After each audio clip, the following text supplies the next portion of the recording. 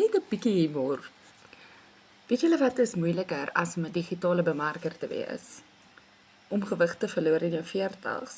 En ek moet daai journey vandag begin. So dit is nou 11:00 en ek kan my rekenaar opeet. So, wat ek vir julle probeer sê is, as jy wil ekstra inkomste verdien met digitale bemarker, dis regtig baie eenvoudig soos 1 2 3. En al wat jy nodig het is jou Wi-Fi, jou selfoon en 2 ure 'n dag.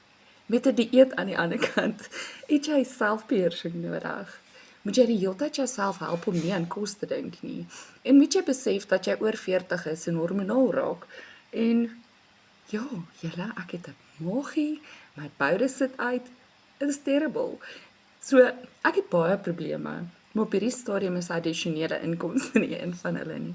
As jy 'n ma in jou 40's is, wat kan relate hoe moeilik dit is om te dieet, comment asseblief net ja.